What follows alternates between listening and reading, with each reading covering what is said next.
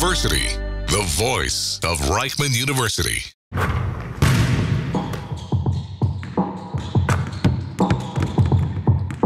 The Baseline. Stories from the court with Jonathan Rears and Mayor Cohen.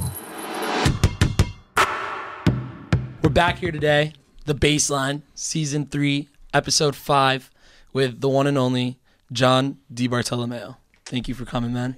We appreciate it. Yeah, pleasure to be here, guys. Thanks for having me. I'm excited. Yeah, we shout out Willie Workman. We're going to start it right away. He helped us out and was able to get you in today, which we appreciate. I like to say kind of at the beginning of every episode what we do here. We really are just guys who love basketball. We have, the privilege to be here and have a studio like this, and we love to talk to players about what it's like coming to play here. We love to grow the game of Israeli basketball. We want to bring as much attention to it as we can. From the guys we speak to, it's a great place to play, and they genuinely enjoy it. And if we can be a little part in making it something bigger on every day, we want more people to know about it. So that's what we're doing here. So welcome on the show. We appreciate you being here, and we'll get started right away. Yes, sir. Oh, thanks. That's a great message. I love that, and happy to be part of it now. I had a lot of practice. So taking it all the way back, why don't you kind of introduce us to yourself and like your family background, where you come from? Sure. I was born in New York. Still got family out in Queens. Moved a bit around as a kid. Lived in New York, Ohio. Moved back to New York and Ohio again, and then we settled down in Westport, Connecticut. I would say maybe when I was like second, third grade. My family's still out there. That's where I go home. That's still where I call home, aside from Tel Aviv. And that's where I am every summer. So was basketball always big in your family? Is this something that overall has been a big part sport, or is this kind of you started and you fell in love with the game and that's how your journey went? I was exposed to all sports growing up. I think I was one of those hyper kids and needed to expend energy. My parents, took me to everything. They were very, very privileged. Played lacrosse, played soccer, played baseball, whatever I really had the itch to do, they would set up for me. But absolutely, fell in love with basketball above all else. But I didn't start focusing exclusively on it until I would say high school. Until then it was, in the spring it was baseball, and the summer it was all sports camps. But yeah, I got the itch. Early, and my parents just kind of kept me around the game as much as possible, and I'd say as the first in my family, though, to really be serious about basketball. Me and I have some cousins my age. My brother's 2.5 years younger, so we'd always get together and compete in whatever we were doing. But I was, the most serious, I think, when it came to playing sports. And what was it like playing basketball out in Connecticut? Did you start playing AAU at a certain age? Were you on the varsity team? What was the high school basketball experience like? The high school basketball experience? Mm-hmm. I gotta think. AAU. I don't remember when I started AAU. I remember it got popular at a certain time. I'm so far removed now. I'm from those days. It's hard for me to remember exactly when. But in terms of high school basketball, as a freshman, I made the freshman team, and we were really good. It was me, all your best friends, first time playing. Like we didn't have a school team in middle school, so getting to the high school level and playing for the school was something we were all really excited about. There was like 2 or 3 kids that got asked to move up to JV. Unfortunately, I wasn't one of them. It was a really, really tough time for me. Definitely cried about it for a day. It's your origin story. Yeah, I definitely cried about it. But had an amazing time my freshman year. We were one of the better freshman teams coming out of Staples High School, which is where I played all 4 years. Staples itself, not known as a basketball school. Our goal every year was on the varsity team was to make states, which required 8 wins out of 20, and that was always a tough. We had the countdown on to get there. Sophomore year, I got to play JV, and I was one of the last guys to sit on the varsity bench. Never really got in until, again, we were towards the end of the season. We weren't really making anything, and I think I got my first varsity minutes as a sophomore, maybe one of the last 5 games, and I got to to play a little bit, scored my first points, got the itch to play high school basketball, and rejuvenated. And then junior, senior year, coaching changed, completely new system, and that's where I really got to kind of step up and play with the ball and have a big role, and really set myself up for college basketball. Because at the end of the day, when I got to high school and I was playing high school basketball, I always wanted to play in college. I never thought past college ever, but the goal was to go somewhere where I'd be able to play basketball. So what did that recruiting process look like, especially, in the D3 sphere when you're there and you're playing? We know we have guys here all the time that are maybe top-tier recruits. They're going to, universities like Houston and all that, and they have a million things coming in their mail every day. It's the biggest decision of their life, where they're going to go. Who's taking advantage of them is what a problem that a lot of the athletes we have on this podcast talk about. They want to find people they can trust. So what was the process like for you deciding to go to the University of Rochester and kind of getting recruited there? Yeah, I don't think I have a lot in common with those guys. I wasn't, I would say, highly recruited. I think I got my first letter from Williams, which I was really excited about. First time, I had the idea that it could actually happen. I would play in college. Shortly after the Williams letter, the coach left, and I never heard from Williams again. Again, I wasn't recruited hard by any school except I think the coach over at Union really wanted me. Unfortunately, I visited and I just, for some reason, I didn't feel the connection to the school, or I didn't see myself there, and that went out the window. But I ended up only really visiting Union, Dickinson, and Rochester that I can remember, where I was I had a place to go play if I came there. I looked at other schools, thought about even going to a school that I wasn't recruited by, and just kind of figuring it out and going for the college experience. That lasted all of a day, and I was I absolutely want to play college basketball. And the Rochester interest came. It's always a funny story. It was just a letter on my desk. I didn't look at it for a while.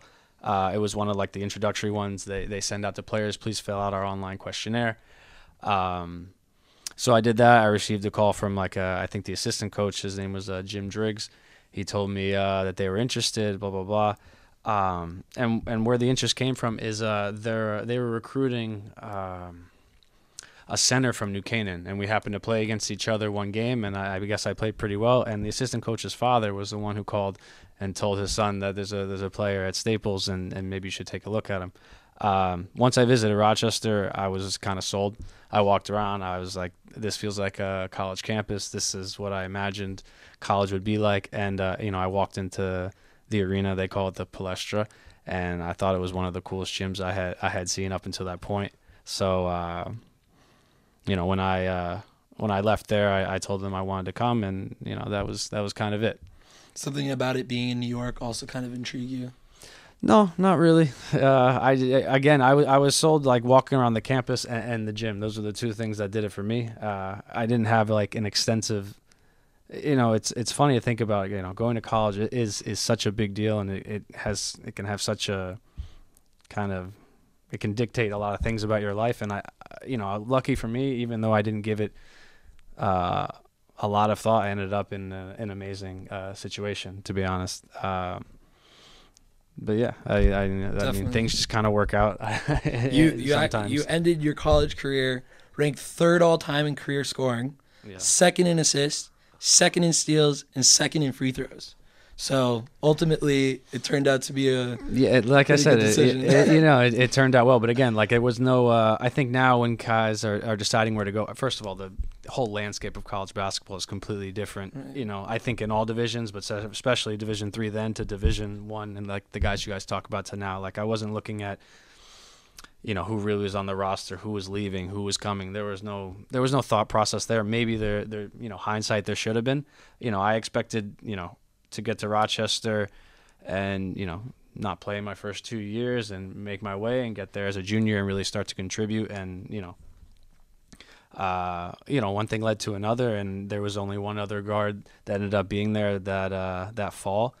And the coach was an old school coach. You have no idea who's going to play until the first game, and then the first scrimmage he named 5 guys to sit down, and I was one of them. And and that's it. So your role there, obviously, like you don't have this rock solid expectation of what it's going to be.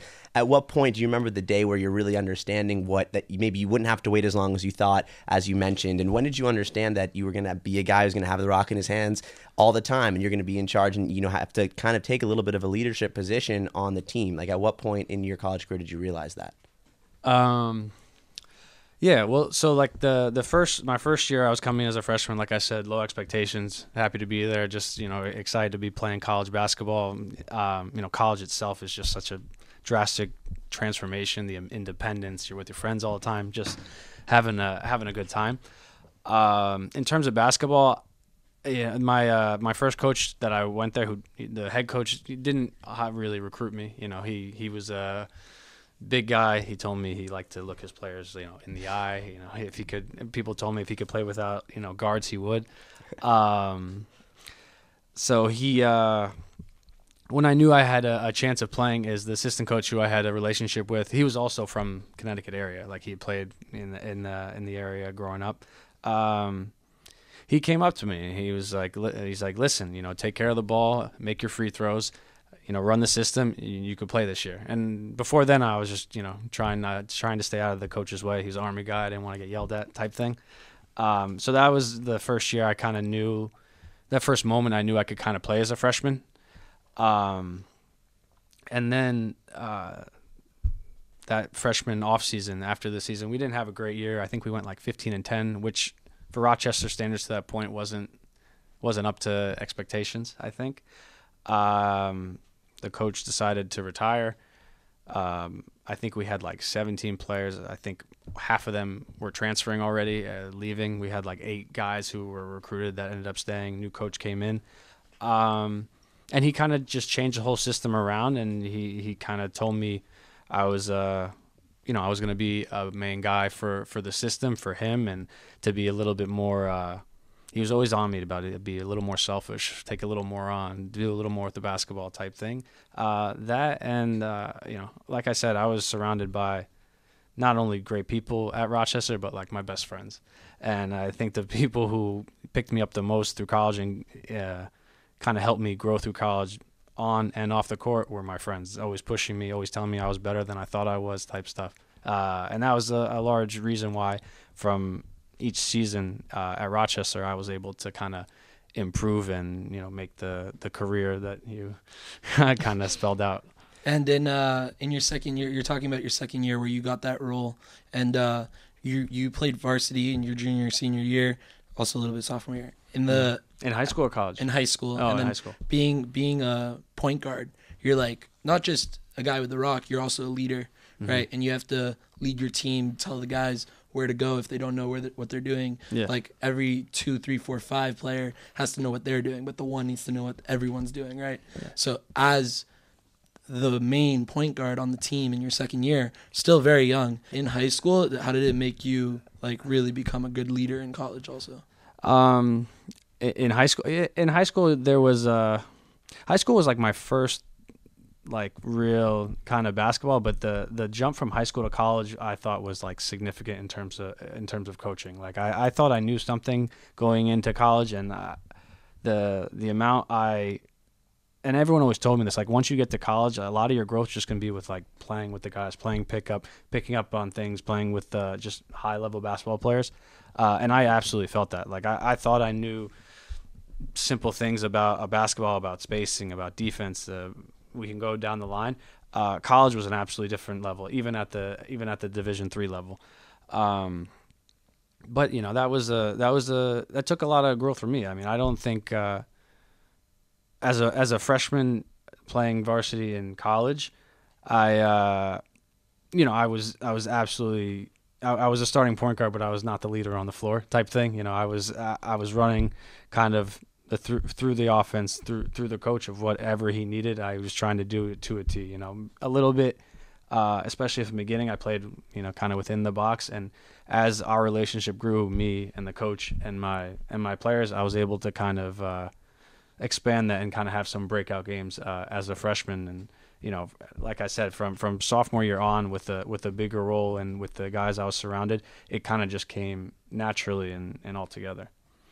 So at what point in that college career, as you mentioned, when you said you were in high school, you know that you want to play college, this is what your next step is, but you're not thinking past college. So at what point in your career when you're in college are you really starting to consider your professional options, where you're going to go, who's in your ear that's telling you what's an option available to you? At what point are you trusting your family versus an agent versus someone else? And was there someone at Rochester that helped you with those decisions?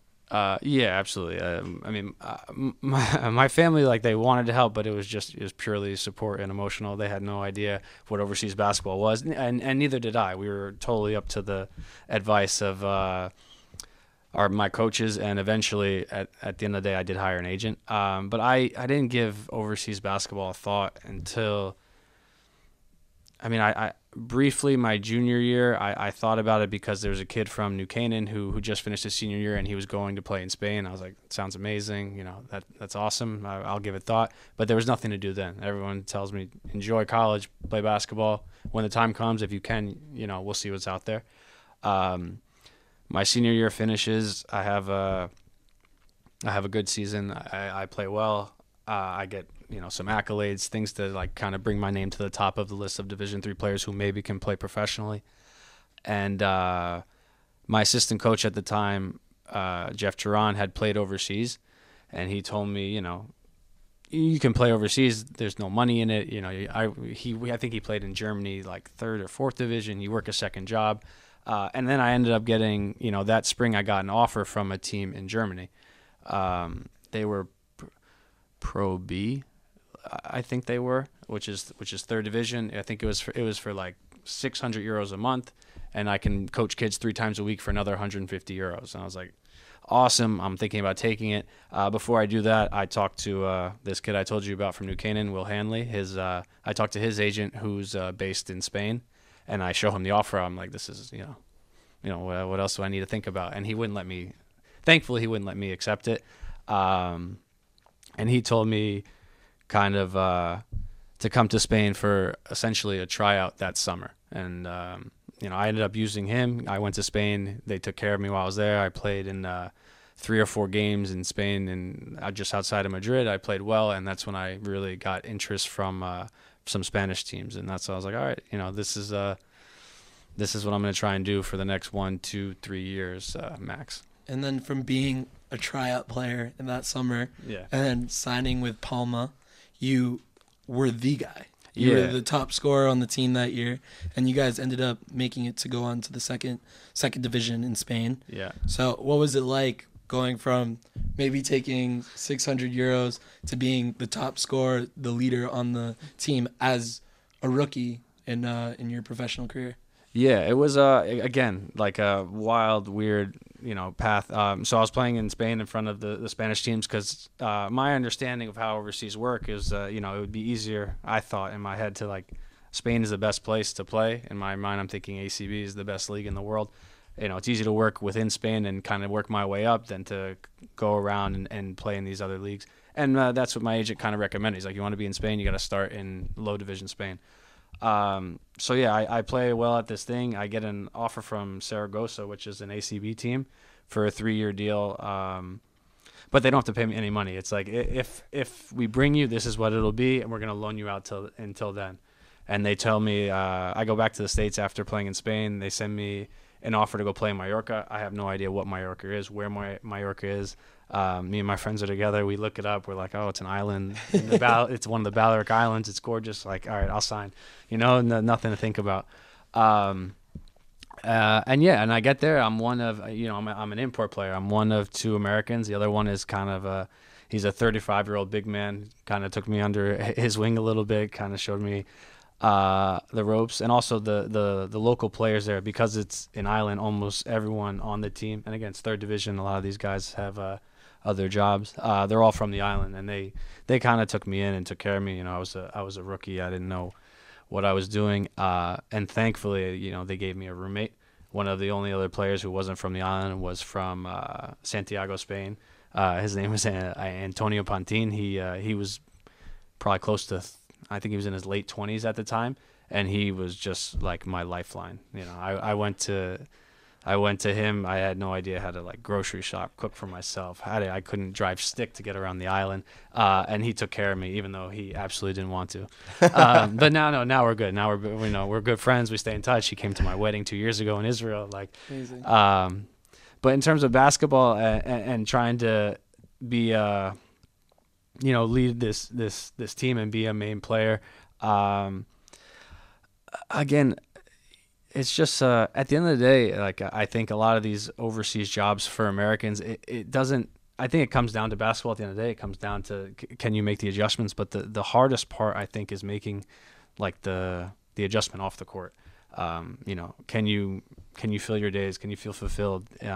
Kyle Hines, I think, wrote a book, or he had a bunch of players write it together about like the adjustments he had to make to play overseas, and how the most important thing was like embracing the culture and you're going there. Yes, you're going to play basketball, but not just to play basketball. You're going there to live. Like, this is your life. Don't be counting down the days until you get back in the summer. And I think that advice is kind of what helped me feel comfortable off the court and then play better on the court. Because at the end of the day, I had the level to play for the third division of Spain at the time. I was a good enough player to play there. But the adjustment has always been off the court. Right, we talk a lot about the mental side of the game, and coming overseas, it's super difficult. A lot of these American guys, they're leaving home for 10 months, getting put in Serbia, Russia, who knows where. Yeah. And like, it's very hard to adjust mentally, just like you're saying. But then from Spain, those 2 years, I guess you found out that you can get a passport in Israel. Yeah. What was that process like, coming to Haifa and actually ultimately finding a home in Israel? So I had spoken to a couple of players who had gotten passports to play in Israel, and you can play as a local, and that was always something that my agent in Spain was talking about. Like, at first we went to Spain because we thought we were going to get Italian citizenship, and then once I got my Italian passport, I can maybe get on to an ACB team. That was like my plan, or at least try to get to Saragossa by year 3 of that contract, and then see what happens. I thought probably I'd be going home for a regular job by then. Can I interrupt you for one second? Yeah. Is the Israeli league at that time a little bit less intriguing to go to rather than now? I never thought about going to Israel ever. Like, my mom's Jewish, so Birthright. I had friends who did Birthright. I have a lot of Jewish friends who said Israel's amazing. I had no interest in ever going. Like, it just wasn't on the map for me. In terms of playing Israeli league, definitely didn't think about it. I would think, Italy, Spain were probably the top of my list, just based off of, again, I wasn't going overseas necessarily to make a career. I was going overseas to experience something different, to play basketball for a living, to have an experience. It wasn't to spend the next 15 years of my life, abroad. In my adult life, I didn't expect to be doing this. So no, Israel was not an option for me. I didn't think about it. I didn't know much about the Israeli league. Was Judaism a big part of your life growing up? Like, was this something that was very relevant, or not really at all? No, not at all. My mother's Jewish, my father's Catholic.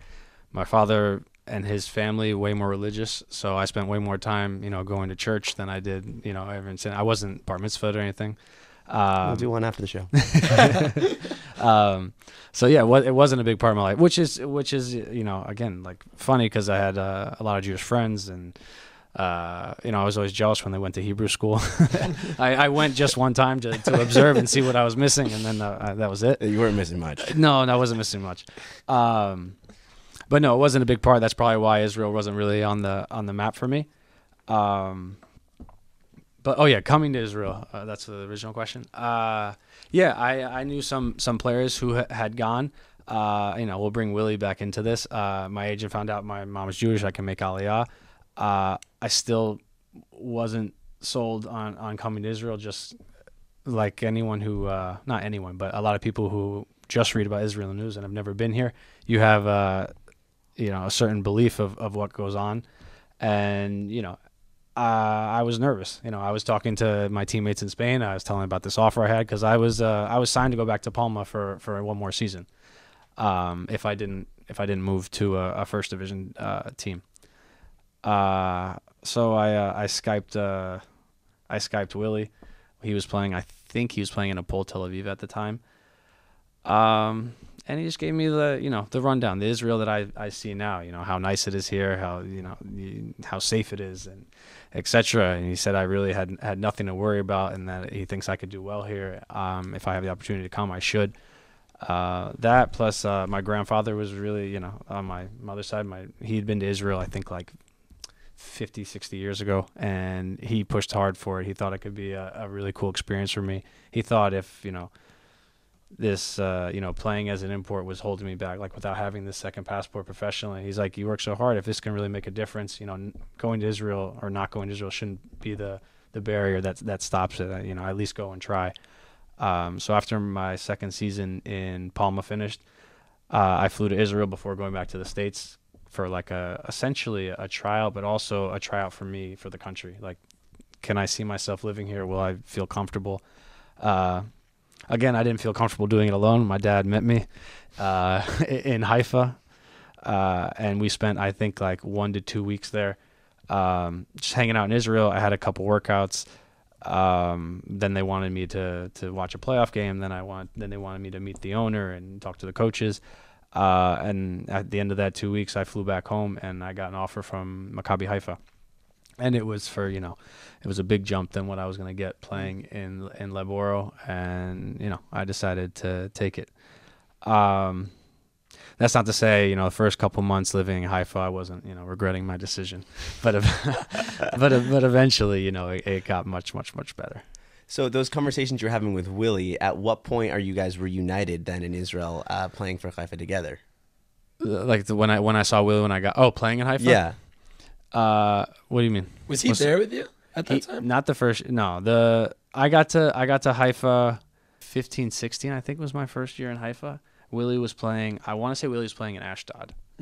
I think he's been all over the country. That guy. Yeah, Willie's been. That's why I said that's who you call if I have a question. Right. No, so 15. Yeah, so he's in Ashdod.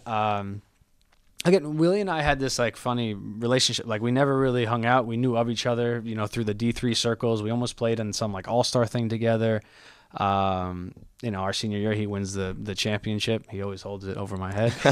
And even my first year in Israel, I don't really see him. I run into him one time at night in Tel Aviv, but he doesn't want me to share that story. And then he signs my second year. I'm signed back to Maccabi Haifa, and he signs very late in the season. And then we realize we're gonna play together. Oh wow! Yeah, so there was no like planning or talking like we got to get on the same team. I don't know how he ended up getting there. So late in the season, such a huge acquisition for us right before the season started. And then we had that up and down year in Haifa that ultimately ended really into a really special season, although we came up one game short. One of the best years and most fun years I've had as a pro. And then getting there in Haifa, like you had your high school in Connecticut, you had University of Rochester, New York, Spain, and now you're in your fourth different area of basketball, different kind of play style as well. What did you attribute most to your success in Haifa, and was there something about the off-court experience as well that kind of helped you thrive here? In Haifa, Mm-hmm. yeah, Haifa was big for me. Important, huge step I think in my life and in my career. Grateful that I ended up, going there my first year being in Israel, because I see how hard it can be to get in. I think so much of overseas basketball is like opportunity and fit and stuff like that, and I ended up in a amazing position to kind of slowly get in and then play my best basketball, because my first couple months in Haifa I was horrible.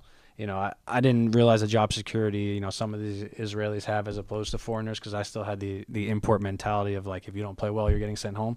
I constantly in my head thought I might get sent home just because I was playing so poorly. But I think part of my growth in Haifa professionally on the court came from especially the coaches. My coach there was Rami Hadar and Ofer Rahimi, and Rami, again, one of those coaches that like struck fear in me. he had kind of a no bullshit attitude during practice, and then off the court, once I saw like the love and care he had for his players, I became super comfortable playing for him and in his system. But he lit a fire in us and in the team. And it was the first time in my career where I kind of got labeled as like a good defender, and I think that kind of helped me through my career to get on the court, to play, to be in these situations. And that is all because of kind of the way Rami coached us and what he expected from us. A lot is said. I think what separates me sometimes is people talk about motor and keep playing and energy and stuff like that, and that came, a lot of that came from just my fear of Rami. But one of my best coaches that I've had, and just an amazing person, and he kind of helped me, I want to say hold my hand, but helped me kind of take the transition from Spain to Israeli basketball and then to the next level, because as I said, when I got here, I wasn't prepared for it, and on top of that, my off the court life got much better. I met my wife. Now she's my wife. She wasn't at the time. I met her kind of halfway through my season. I had things to look forward to outside of basketball, doing things and seeing the country with somebody else, and that was a lot of fun. And her and her family took really good care of me. It was the first time I kind of felt at home outside of my home, which was big for me. We've talked about, and I'm sure everyone tells you, is like we said, how important it is to be comfortable and to be happy off the court. And once I kind of had my feet under me, my basketball kind of just hit another level. Reichman University alum. Yes. His wife. Hey, there we go. Shout out. And I also just wanted to ask, in Maccabi Haifa, you guys had that preseason against Kobe and the Lakers. Yeah. So I want to hear what was it like. And Vince Carter too. Vince Carter. And Vince So Carter. that was the big one for me. Like when our first game, like I was first of all so excited to do the NBA trip. I was never experienced anything like that. Kobe, I knew I was gonna be like in awe of, and even preparing, I was still in awe of Kobe. But when I saw Vince Carter, I didn't expect to be as much in awe. And he was like the one. He came over to us. He took pictures of us after the game. And seeing him, I was like in awe. Growing up with Vinsanity and stuff like that, I was completely starstruck by him and Kobe. But also, an amazing experience. Those experiences are so like they're unique and they're tough in ways. Like you want to kind of stay locked in. You want to like try to prove yourself. You want to like measure yourself with NBA competition. You want to stay like kind of in the zone and focused on the basketball. But at the same time, it's like this amazing experience. You want to embrace everything. You want to look around the arena. You want to watch the players you want to embrace everything and kind of remember everything about the experience. So, a fun balancing act there. But I mean, we got crushed by LA. Memphis was close for a while, but overall, an amazing experience. All my family my friends flew out. So That's awesome. Amazing experience. And you're basically in Canada when you're in Rochester, so you're close enough to Vinsanity. Yeah, so that's pretty cool. Yeah. And did he just dunk all over you guys? What was the story? Or he was going half? He was going half. I don't even remember. I was like, again, in awe. Kobe, I think, scored 20 in the first half and then didn't play again. And, you get to guard him? I guarded him for possession. I got my picture. I always have it. But yeah, I got switched on to him. He tried to post me up. He didn't get the ball. Yeah. I think good for me. Yeah, exactly. Lockdown. Exactly. That's pretty amazing. So we talk a lot about leadership, I guess, with your story, because everywhere you went, that's been something that's, very relevant to your career as a captain and throughout your career. So when you show up in Haifa, like not only are you succeeding, you're winning the league MVP at the time, and you're a relatively new player. You've never played in Israel before, really, not a team before you get to Haifa.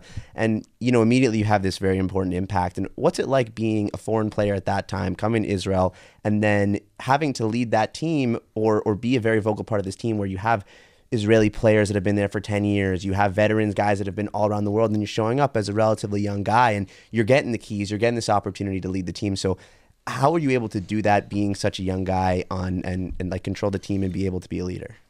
My first year in Haifa, I didn't really think of myself in that way. I very much came in with the no expectations. I'm going to do whatever is asked of me to to be successful. I'm going to do whatever they say to get on the court, and from there I'll kind of figure things out. Like I said, Rami ran a very tight ship. It was known what was expected of you, what needed to be done. If you did these things, you would play. If you didn't do these things, you wouldn't play. It was refreshing for me, coming from a team sometimes where things would kind of get out of hand, maybe from a lack of discipline or a lack of leadership, and it was refreshing kind of to be in this kind of program. That being said, we had, like you said, a very experienced team. At least I didn't feel like a lot fell on me. I felt like I was able to kind of come in and do what I needed to, and just to help the team. I didn't feel like any sort of crazy pressure to organize, to lead. And it was I came in, like I said, I don't want to say handheld because that's not there, but a very comfortable position to kind of work my way in and be myself. That year we had Gregory Vargas, who was kind of the focal point of our team, and he had although he didn't speak much English at the time, he was one of the leaders on the team, especially like emotionally. We had a veteran Israeli in Hanan Coleman, who was our captain, who kind of would be the organizer, also emotionally be the filter down from Rami to the rest of the players. So again, a lot did not fall on me. I was able to kind of just focus on basketball, focus on adapting to a first division. It was a big step up in terms of basketball level. The players that play in the Israeli First League, I remember coming from Spain and looking at all the rosters and seeing where all these guys played college ball, and I was blown away. I was excited to play against Brandon Trish, who was at Syracuse, and all these guys. So I was very much focused on getting in and kind of getting a foot in, surviving, and proving I could play at that level. Right. So speaking of upgrading your level each year, you eventually get this interest from Maccabi, and there, once you're playing Maccabi, you're in EuroLeague. You have one foot in a water that's much more intense than the Israeli league, which is already intense as it is. So tell us about that. After your success at Haifa, they approached you, they offered you a contract, and what were the details that were involved in that, and how excited were you to get the chance to play in EuroLeague? So Maccabi, my second year in Haifa, again, like a lot of ups and downs. I think we just make the playoffs, then we have an incredible playoff run, and we come up a game short. I want to say, like, within a couple days of the season ending, I had an offer from Maccabi, or a meeting with Maccabi. It was the decision to go to Maccabi. It wasn't too tough, to be honest. They gave me, I thought about going out. I had different people in my ear of what I should do after playing in Maccabi Haifa, whether to leave Israel. At the end of the day, my plan was to come to Israel, play the Maccabi Haifa contract, get the passport, and then go back to Spain, go to Italy. Like, when I came, that was like in my head, the idea. But Maccabi Tel Aviv is one of those teams. When I started this journey, I always told myself, I'll play until I will try to get to the highest level I can, and if it's not growing anymore, if I'm not growing as a player, if the money's not getting better. My first contract was like for $1,000 a month. If the contract's not, and the money's not getting better, the level's not getting better, I'll call it quits. I don't want to kind of this to drag on. I'll start the next phase of my life. And then Maccabi came with, an offer that at the end of the day gave me everything kind of I was looking for it was top EuroLeague. It was top level Europe. And that was, at the end of the day, was where I wanted to get to. They were coming off a very tough season. I think it was like 4 seasons they hadn't been to the finals of the Israeli League. They were struggling in Europe. They were wiping kind of the slate clean. I think Itai Sega was the only player that was staying. So I was like, all right, if there's a time to go to Maccabi and kind of, assert yourself early, this is probably the best situation. Otherwise, usually there's 6 returners, 7, something like that. So, considering all these things, considering, I had an Israeli girlfriend now who I was into, moving to Tel Aviv seemed like the logical next step. Also, because switching countries, every time I switched the location, everyone adapts at different paces. I'm very slow at adapting. My first year in Spain, it took me a little while. When I moved to Maccabi Haifa, like I said, first 3 months, I was tough. So, as you get to these higher levels, the window, I think, for adapting is even shorter. So I thought, getting to the next level in Europe and I can do it, an hour away, I think I'll be ready quicker. So that's why I decided to go. So we had Joe Alexander on a few weeks ago, and he tells us that Maccabi's one of his teams. He said the 5 teams, one of them you can't refuse. Yeah. So to me, that said a lot, because Joe is a guy who's in the NBA. He had I'm sure he could have played anywhere. Like a lottery pick, I think, right? Yeah, exactly. 8th, 8th pick, I think. Yeah. And what is it about Maccabi? I mean, of course, they're a quality organization, but tell us about the way they're run. And you have a long tenure there. You've been there for a long time. There's lots to talk about. But what is it about Maccabi that makes it stand out from other organizations around the world that makes it so quality? Well, again, going into it, I saw, you're a EuroLeague team. That was the main thing for me. A few years back, they just won the championship. Yeah, 2014, they won a championship. They have, they have like brand recognition all over the world. Even me, who doesn't know, I knew very little about EuroLeague. I knew very little about Israel. I had heard of Maccabi Tel Aviv. They have this reach around the globe. That's quite impressive, and to be a part of it is something special. So it was, like I said, it was never a decision I thought I'd have to make in my life whether or not to go to Maccabi Tel Aviv. So when the offer came in, it was a 3-year deal. It was kind of investing in you as a player. I asked myself, what else am I looking for right now? And no one else can satisfy that. Right, getting that 3-year deal, that's also like good security. I would say so. I thought overseas. I would say so too. I didn't think it was actual security. Like I tried to lock it in. The way I was taught, or the way I thought about overseas contract, nothing was really guaranteed. Even when I moved to Tel Aviv and I was on a 3-year deal, I wouldn't let my girlfriend buy anything for the apartment. I said, we don't know what's going to happen this month. We don't know what's going to happen this season. We could be out. They just released 5 coaches and 11 players. Oh, wow. The year before. Like they're not right now. They're not an example of stability. So just a sneaky way to order takeout every night. You get there the same year as Oded Katash, or he's already there? No, I get there. No, I'm before Katash. You're before Katash. Veteran, come on. I mean, no, not his first stint in Maccabi. His first stint was before me. His second stint, I had been there for. I think his second stint he started in my year 6 for me. So I wanted to talk about it. You talk about Rami in Haifa, amazing coach. You said he helped you a lot. Helped me a lot. And then now you've been with Oded for what? This is my 3rd season. 3rd season with Oded? This is my 3rd season. Okay, so 3rd season with Oded. And Oded is known as like a very world-renowned coach, right? Amazing coach. Amazing coach. So what do you take away from these different coaches, and what have you really loved to embrace from Oded at the end of the day? Well, all the coaches are definitely different. And in my second year in Haifa, I played for Ofer, which was like a complete 180 from Rami. All these coaches are different, and they're good in their own ways. I think what I learned from all of them together is the importance of kind of coaching to your style and being who you are. Mm-hmm.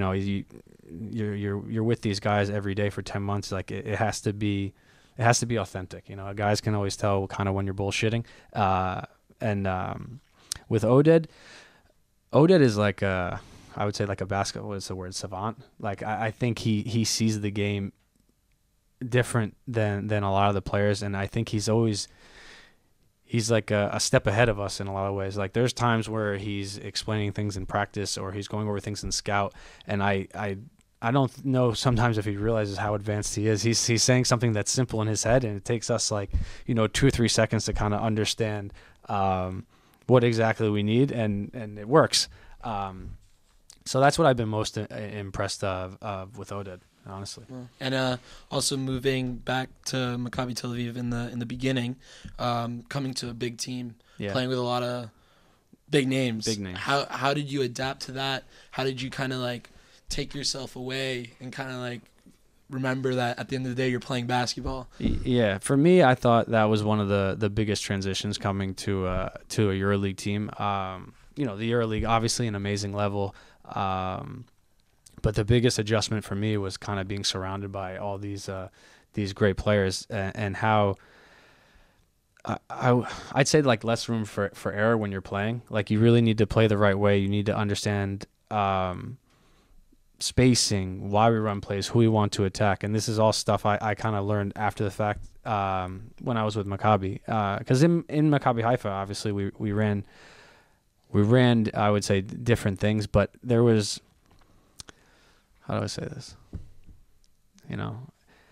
I'd say there was like, for me, playing alongside these high-level players, I had to be much more efficient in everything I did. I had to be in the right spot. I had to know where the ball needed to go and when, and that was kind of the biggest adjustment to me. I think sometimes in a smaller club, you can be. I can freestyle.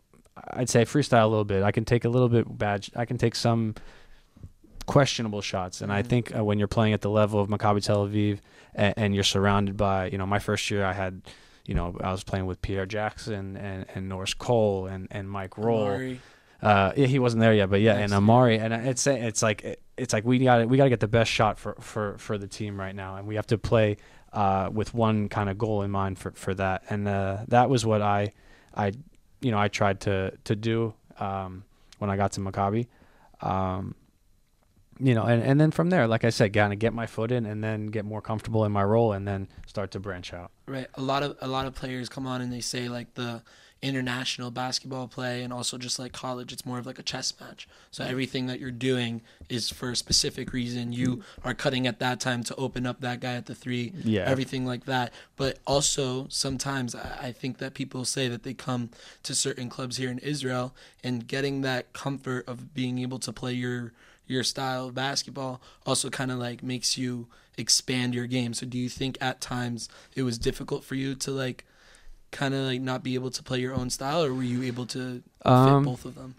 I'd say at times. I mean, I've always prided myself on kind of being coachable and wanting to learn. So whatever situation I kind of come into, I'm all ears. Whatever the coach wants, whatever the team wants to run, I'm going to do my best kind of to do it the right way, and then from there, kind of we can get more creative and figure things out. But first and foremost, I'm going to do the things I need to do and what's asked of me to get on the floor to help us be successful, and then we'll move from there.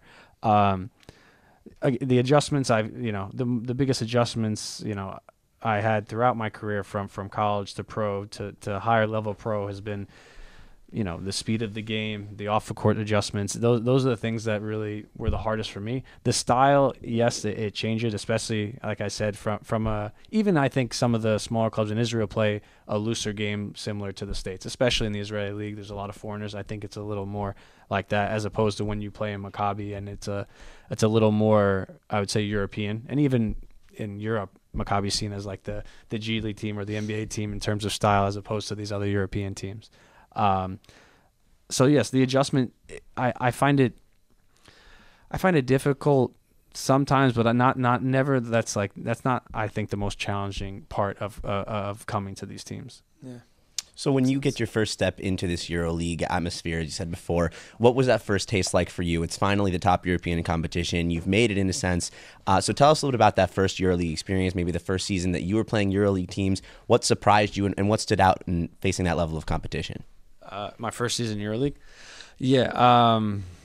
I realized I wasn't prepared for EuroLeague. I think, I had played, like we said, Maccabi Haifa the year before. I feel like sometimes maybe I needed a step in between Maccabi Haifa and EuroLeague. But yeah, I mean like we've been talking about the tactics, the size, the speed of the game. Even now in EuroLeague, I feel like if I'm not at 100%, I can't be on the floor. I can't help us. Just if you mess up a read or you mess up a scout and we're playing for one thing and you do another, these teams will punish you. And that is something that I notice absolutely in EuroLeague as opposed to a step lower in Europe, is every single mistake is capitalized on and using everything you can to limit your opponents. Like something like using fouls, something growing up, never heard about, never thought about, something I learned more as I got to higher levels. Steal, like these little things to steal 2 to 4 points, to steal 1 or 2 possessions, how important they are, because these EuroLeague games are so, high intense, and they're so competitive. They're separated by you think you think the last 2 minutes decide the game, and it doesn't always have to be that way. They can be the first. I always say, play the first two like you play the last two. And these are things that I was exposed to in EuroLeague that I wasn't I didn't beforehand.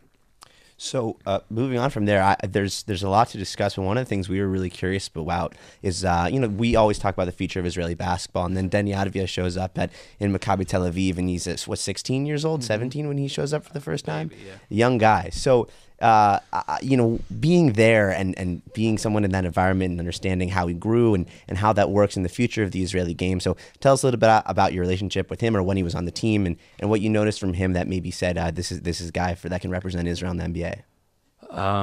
Yeah, I mean, Danny was a kid when I was coming up, a young kid. He was youth, and then he joined us for practices the next year, and then he was all of a sudden playing EuroLeague. Seeing Danny's literal growth was amazing. He's an incredibly hard worker, Danny, and it's no accident that he is where he is. Even me, who've seen him, throughout these years, and who's seen his growth and how hard he works, I did not know he'd be at the level he is now at. How old is he now? 23, something like that. 23, 24, and I'm really excited to see what comes of him of next season, and I think he's doing a great job of representing Israeli basketball. Not just by the way he plays, but I think he has he has that charisma that people look for in stars, and I think he could be one of like the European faces of the NBA. And it's really exciting to see. Danny was my roommate on the road, so to see him go from like the young kid who wouldn't sleep by himself to an NBA superstar is really fun. Definitely. Right, Danny's got aura. Yeah. Tying those things together about what you said about the EuroLeague and making a mistake could lead to a layup on the other end. Yeah. And Denny being Israeli European, Maccabi Tel Aviv MVP, right? Mm-hmm. Jokic, Luka, Giannis, all these European guys in the NBA are thriving. Maybe they kind of have the sense of like not wasting your dribble, not wasting a certain possession. I think that it kind of attributes to why EuroLeague is so much more interesting, because every game matters, every possession matters, right? So you fuck up on one end, that could like determine the whole game, right? So it's very interesting that you say that. I also wanted to ask you, you played with so many like amazing players on Maccabi. Who's like one guy that stands out that you played with? Stands out for what? Like a character, talent. What do you want to? I want to hear one who stands out for being a player. Like most talented player. Most talented player you played with. Also I want to hear a locker room character. You got a bunch of characters. Amari's got his books in the locker room. Is that true? And also NBA All-Star. Like he probably the most talented I played with. It was towards the end of his career. I didn't get to play with him. He came after I got hurt, so we didn't really get to play together. So I won't say Amari. It's really tough. The most talented. Sorry, we won't tell the guys that you don't bring up that you didn't say them. So don't worry.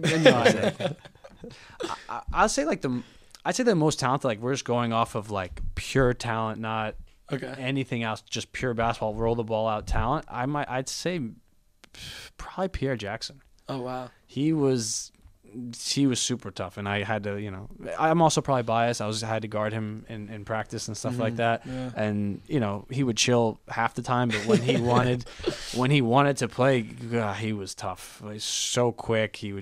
I felt like he was just trying to get me with as many moves as possible. He'd be by me and then hit me with another one. He could pass. He was quick. He was explosive. He could shoot. He had a lot of weapons. This is towards the early part of your Maccabi. It's my first year in Maccabi. First year. Maybe also that's why I was like, blown away. Could be. But do you think that the EuroLeague basketball, also Israel basketball, two different questions, but do you think that the leagues have like become better, more competitive, more talent since you've joined Maccabi Haifa back then?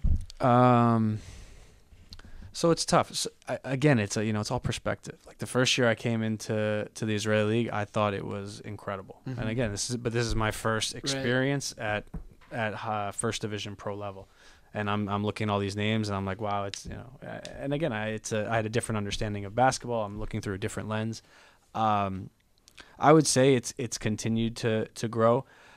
I say the last it's hard because the last 2 years I think has been a little different with because of the war. You're not going to attract the same kind of players in I'd say in the smaller budget clubs. But then if you look at the clubs like Jerusalem and Maccabi Tel Aviv and the talent that they've been able to bring the last 2 years, I think that's higher. So I think there's a little bit more of a gap between the top and the bottom now. Right. But the top being better than when I think I came originally. Right. That also has to do with ownership and stuff. Ofer Yanai with a pull, for sure. Ofer Yanai, exactly. I mean, he came in with some money and a vision, and he's committed to it. His throughout the season, they didn't give up kind of on that vision. His mid-season signings of Itudis and Yam and Blakeney, I think had a large reason why they were able to win the Euro Cup. I don't know without those guys if they win the Euro Cup. And then Edelson in Jerusalem also they have money to spend when they want to, and you see that with the extension of Harper and stuff like that. And I'm sure 3 years.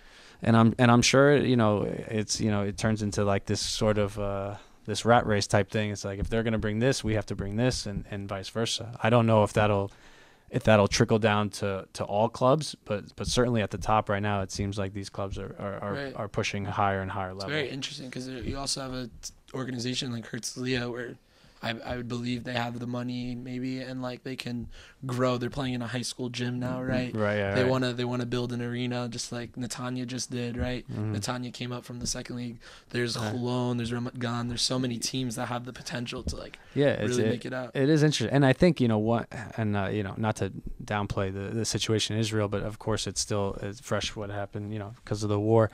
As hopefully as things get better and we get further away from that and more people are, because I do think some people are still nervous. My family hasn't been here in 2 years. Mm-hmm. They used to come 3 times a year to visit me and to watch games.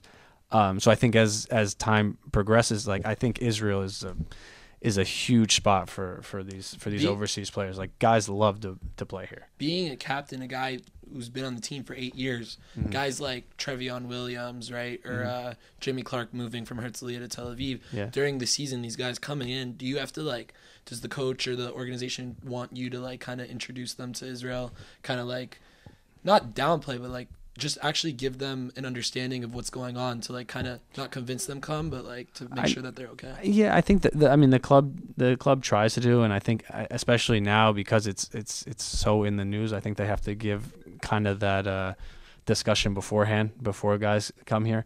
But I mean, like Jimmy, who's already been here, it's easy. Right. Trevion, these guys, they've assimilated really well. They're enjoying themselves, and I think it also helpful. Israel's one of these overseas basketball markets where it's so condensed, it's so small. Mm-hmm. The country's small. All the guys are in essentially one area. They can all talk to each other. They all know each other. It makes the transition, I think, so much easier. I can't imagine having that kind of community when I went overseas. How helpful that would have been. Right. Would you say that you've found your overseas home by this point? What are you asking? Jersey's going to be in the rafters. You can answer that yourself. But yeah, and I realize how I should sometimes I try not to take that for granted. There's always what would be my situation here or here, and if I tried this, what would my path be? But it's important not to take for granted. The overseas job market is can be chaotic. We talk to guys 12 different countries. and I would say that's more normal than my situation. Right. Staying somewhere 2, 3, 4 years is max.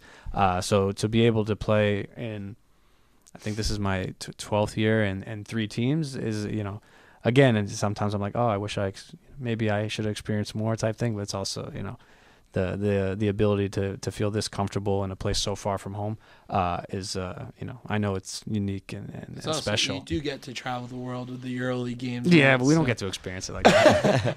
Everyone says that. It is the coolest cities, but Monaco. Some cool places for sure. I had a question. So about your injury, right? 2019. Which one? Well, we talk a lot about, with these athletes, how recovery, especially when you're overseas, I guess it's for you a little bit different because you've built a life here. But when you're playing and you're injured and, it's hard to keep up in that time, we like to ask athletes really about their perspective and their mental. As you said, it's all about the mental. So when you're sitting on the sideline at those times, what are some of the things, that got you through the injuries you've had throughout your career? And for you, have you found yourself struggling in those moments, or are those times where you're able to kind of lock in and study some things that you're not paying attention to when you're playing? That's a good question. Yeah, it's extremely difficult. I mean, if you have a person who, in a normal situation, it sucks being hurt. Anyone not feeling well, all they want to do is feel better. That's number one. Not just basketball players. And I think it depends. Like, I've had an injury where I'm out 6 weeks, and it's really tough. But like the lights at the end of the tunnel, and I'm working out, and that's great. I've almost embraced it. I've had times where I was cast, and I tried my best. Times some are better than others. Where I embraced it, I was like, all right, I'm gonna go all my workouts. I'm gonna work out one hand. When am I ever gonna get to do this again? So let me work on this and try to use this to my advantage. That being said, I haven't always been able to maintain that perspective. The injury you're talking about in 2019 when I tore my pec, that's a 6-month injury. And when you're out for 6 months and you're looking down a timetable like that, it's daunting, and it's really difficult, especially being, as much as I feel at home in Israel. At the end of the day, I'm here to play basketball. So to be here and to live here and to be away from my friends and my family, and not be doing the one thing that I'm here to do is extremely, extremely difficult. Mentally, you try to find ways to fill the day. You set a goal for your rehab that day. You try to pick up interests and hobbies outside of basketball, which, everyone, I don't know if everyone, but you go through that, like, that thought process. All right, well, maybe this is the time I focus on what am I going to do after basketball. So I give that some thought because I'm forced to at this point. And, right now I know I'm coming back, but there's going to be a moment where I don't. So, in trying my best to kind of dive into those situations is what I did. And the funny thing, not funny, but unique thing about that injury is, like, halfway through COVID hit. So everyone was doing nothing. So I was like, all right, you know what? We're all in the same boat. I'll attack my rehab. I'll try to read, and, I'll try to meditate and stuff like that. Again, doing my best to kind of be, get small wins throughout the day, as we like to say. Also, after basketball, if you ever need, you could always go to Germany and coach kids for €100 a week. Yeah, so I'm gonna let them know I'm still available. You talk about filling your time with the injuries. Also, when you're not injured playing here, you guys play once a day, right? Or you guys have your games twice a week because you have the EuroLeague as well, which is just Maccabi, right, here in Israel, and you have the European competition. Yeah. But a lot of times overseas, teams play only once a week. But as a guy playing twice a week, and then you have your practices that are maybe an hour or two a day, right? Mm-hmm. What do you do to fill in your time throughout the week? And does that become difficult, especially during the beginning of your career when you weren't married? Yeah, it was my breakdown of my day is completely different now than it was 10 years ago. Right. But yeah, when I'm playing, well, first of all, when you play in Spain, it was completely different. I wouldn't say basketball culture, but when it comes to schedule and practice, different than Israel. Like in Spain, we played on, I would say, Saturday nights. Sunday be off. Monday, Tuesday, Thursday were doubles. Wednesday, Friday be one. Friday be the day before the game. So there was not too much downtime. Mm-hmm. I would remember going my first 2 years. I go to breakfast, practice, lunch, nap, practice, dinner, bed. It was very much like that the entire time. When I moved to Maccabi Haifa, it was different. It was like that. Rami was very insistent on practices are hour and a half. We're going to kill you for an hour and a half, and then you're on your own. Which do you think benefits the overseas player more? Because you talk a lot about the off the court. It depends on the player. But if it's a guy who's going to take care of himself and he's going to be professional, I prefer to do like I did in Maccabi Haifa. Because every morning I would go into the gym, I would do what I needed to do, as opposed to sometimes we would have these agility workouts or these weight room sessions in Spain, and not that they weren't good, but sometimes it wasn't. I was on a program that I didn't. I wasn't wasn't tailored to me, as opposed to Maccabi Haifa. I can work on what I wanted to work on. I can set up my weight room time on my own. I can set up my extra shooting on my own. And I think, it helped me. I think a lot of my, I think I grew a lot in Maccabi Haifa on the court, just in terms of skills and learning the game, because I had this flexibility to kind of learn and work on my own schedule. And I had coaches, obviously, that helped me with that. But that was huge for me. In Tel Aviv, it's completely different schedule, especially now with no home games. There's no downtime. Right, because you're flying all the time. You're flying all the time. The schedule right now, is really, it's not sustainable, to be honest. There's no downtime. It's tough when you do get it. You're in between this. Do I catch up on my sleep? But this is my only free time. I want to go do something type thing. Do you think this attributes to why maybe it wasn't such a successful season this year?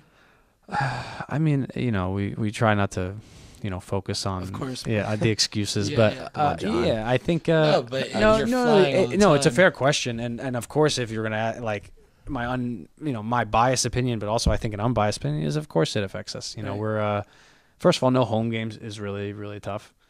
It's a big advantage for us, I think. What was the record that we said? I think we talked about this 2 years ago.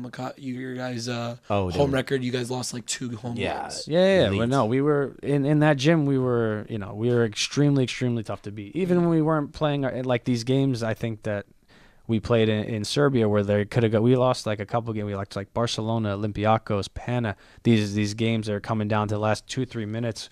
Even when we're not playing well, the crowd instills like some, I wouldn't say fear, but they make players a little anxious. They make them second guess. And we come down to 1-2 possessions at the end of the game.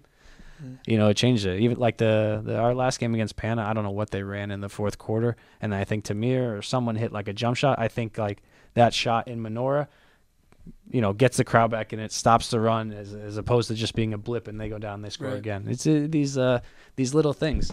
And then off the court, I mean, I'll speak from, personal, because I don't want to put, say everyone goes through the same thing. Traveling all the time, of course, has an effect. I'm someone who I love doing like my extra work. It's important for me to get my extra shooting in, to get my extra weight room session in, to get my whatever I need. If I feel it gives me confidence, I feel like it gives me an advantage, and bottom line, it brings me to the game, I feel like, more prepared physically and mentally. It's been really hard to stay on that kind of schedule with all the travel. It's just you don't have the time or the opportunity to kind of do everything you need to, and that it's hard. I don't want to complain about the situation, because obviously a lot of other people are going through way more than we are, as opposed to flying to play basketball games for money. But yeah, I think it had an effect on our EuroLeague performance this year in terms of wins and losses. And then the situation also, in the first month we lose Jordan Lloyd, who's our. Do you think these things with I don't want you to obviously talk for them, but like, you think that these players like Jordan Lloyd, like Wenyin, and I'm pretty sure there was another player. We can fill a roster with the players that came and went this year. Sabin, I was gonna say. Sabin, Alpha Kaba, Daryl Macon, Wenyin. Right, but the big guys, right? Jordan Lloyd, Wenyin Gabriel, and Sabin Lee, right? These are 3 top performers, right? They weren't. I mean, Sabin was playing very well. Jordan Lloyd didn't end up playing, and Sabin played pretty well. Wenyin was not playing up to his level, right? Right. Do you think that, like, obviously anyone could just say it, but like, do you think that maybe they said something to you, being a captain, that this kind of made them like they couldn't do it anymore, and that was like the ultimate reason of leaving? What's the question? The ultimate because of all the travel and. I mean, I think it has an effect. At the end of the day, I think all those guys' situations were different. I think Jordan was here when the Iran thing happened. It was his. a tough first experience in Definitely. Israel. You Yeah, know, so. It's Not even first experience. Yeah, Zach Hankins also, right? It was on Pol Yerushalayim a couple of years. I think after the Iranian attack, they left. That's what I'm saying. So, I think if Jordan was by himself, maybe he could have waited it out, type thing. But he has a wife and he has a daughter, and they want to live together. Like, again, I have no judgment for you know. In the, you know, he came on the bus. He spoke to us all from the heart about his situation, and you know, Jordan is a very special guy. I was really excited to play with him after playing against him for so long. So it's unfortunate we didn't get to continue together, because I think he's top level player, but also one of the most professional, amazing person you're going to meet. So I think his situation was one thing. I think Wenyen, I actually don't know what happened with the Wenyen situation, because I get all the tidbits from media. Like I heard Oded didn't want him to leave, and then they had this opportunity and they wanted to sign him. Panda needed a big and they wanted to buy him out. So I don't know whose decision it was, whether it was Wenyen wanting to leave or him agreeing to it, or if it was Maccabi wanting to, or Panda just came in and was like, hey, we want this guy bad. We'll give you whatever you want. So although Wenyen wasn't playing his best, I think he was improving. I think he's a great player. I think he would have been amazing for us, especially at this point in the season. You know, Oded's system takes a bit for the bigs to get used to, and I think Wenyen really would have flourished in it. But you know, again, he's starting on Pana. They're you know, he played well last night. They're up 1-0. They're great. In the quarterfinals. Like, can we talk a bit about the basketball system? Don't reveal to the other teams, but like about Oded, about Oded, maybe about Rami a little bit. Some things that you picked up basketball wise on the court. Again, they played. They play different styles. Like Rami wasn't as offensively focused as he was defensively focused, and a large part of our game was we're gonna beat you up and down the floor for 40 minutes. We're gonna hit you. We're gonna foul you. If you get to the middle, you're gonna get hit, type thing. And that was a lot of our identity was on that. And then on offensive end, you know, we relied on Vargas to play pick and roll. It was a lot of set game. Oded is way more movement fluid system, you know, and as opposed to like Oded and Giannis, like a complete 180. Giannis wants to you know, call out a lot of plays. He wants to target a lot. Oded doesn't. You know, in my experience, he's more so like, we're going to play our system, and through that we're going to have reads and we're going to have advantages, and there'll be some freedom there. You know, that's the biggest contrast for me. You think that at times the players have some freedom to take a guy one-on-one?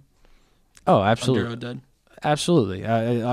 Oded, I don't think I've ever seen Oded yell at somebody for like a bad shot. Really? Oded is, and I saw this in his teams, and I was always like, wow, it must be fun to play for him, because I felt like his teams, especially offensively, come with a lot of confidence, and I've felt that. I don't think people, you know. He's never said, I'm not going to tell you not to shoot this, but I want you to know what we're looking for here and where, you know, when you can get this shot also. And I think basketball today is shifting more so towards Oded's system of a lot of movement and a lot of kind of offensive flow and playing through that. So switching tracks a bit, I really am curious about this. It's a bit of a sappy question. But when you look back at your tenure at Maccabi, or you know, we hope it continues for a while. But when you're looking back when it's all said and done, at least at this point, what are you most proud of from your time at Maccabi as a captain, as a leader, but also as a group from your time there? Oh wow. Overall, if there was a particular team that, you know, you had a successful year at Maccabi, and this was the core group of guys that you were incredibly proud of, or even yourself and your own accomplishments. Oh yeah. Well, I'm proud of myself in the, you know, the longevity of my career and playing at this level, I guess. You know, I think I've had good seasons, I've had bad seasons. You know, I've had good moments, I've had bad moments, especially in Maccabi. You know, anyone who plays in Maccabi will tell you it's a roller coaster. You know, and it's not like season to season. It's week to week. You know, it's a very I'd say emotional place. You know, you can win 2-3 games in a row, and everyone thinks they're buying Final Four tickets, and then you lose 3 in a row, and they are asking, you know, when we're going to bring a new player or get rid of the coach. So I think, you know, being able to kind of withstand the noise and the emotional baggage that comes with the playing at that level. And of course, throughout my career I've had some tough injuries. I missed close to a year of playing. I think a lot of times that can kind of send a player into retirement, and I'm proud that I continued to fight through that. And then even when I came back, I wasn't at the level I felt like I should be at, and continued to play through that. And I think one of my best seasons came after that moment. And if you want to talk about one of the teams I was most proud of, Odette's first year was a lot of fun. One of the best times I had playing basketball. But I think the team last year, I'd say in terms of being proud of a team, would be that team, just because of what we went through together. This year we're seeing how hard it is to play the schedule and to play in the EuroLeague with these, I would say, disadvantages. And to finish last year with, I think it was like 20 wins, and to finish 7th, and to go to a 5th game with the eventual champions playing without arguably our best player. Just so many things kind of went against us, and we still, I think, had a very successful year. And at the end of the day, we finished it also with a championship against a very good team, which doesn't always happen. So I would say, and again, it might be a little bit of recency bias, because it's the last one. But I think even like 20 years from now, I'll be proud of that team. That was a really fun one.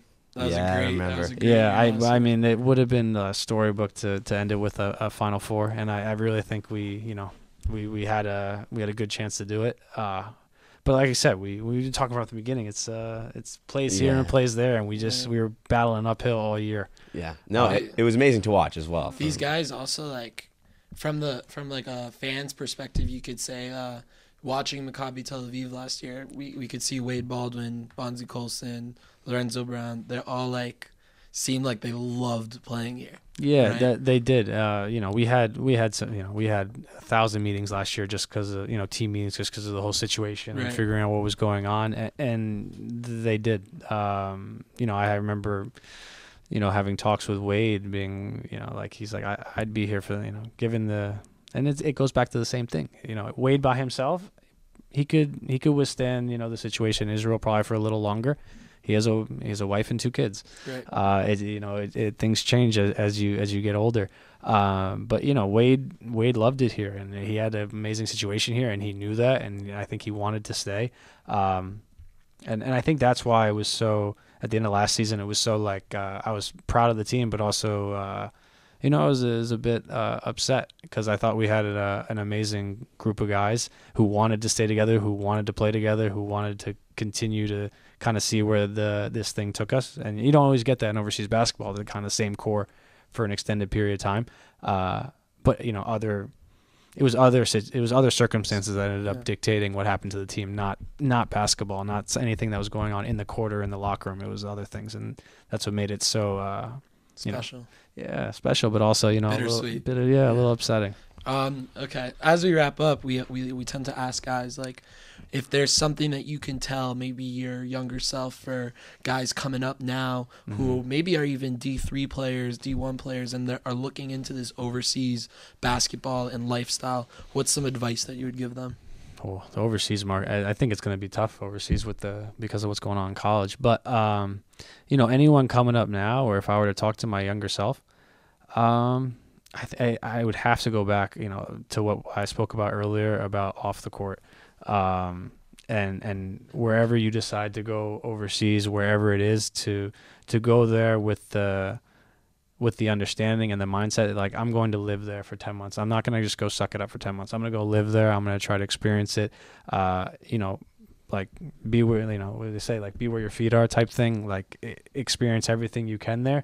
And I think more so because it relieves some of the pressure off of the basketball part. These guys that get jobs overseas, I'm convinced that they have the talent to play, especially when they get into these first jobs, these lower levels. I think that they all have the talent to play at that level.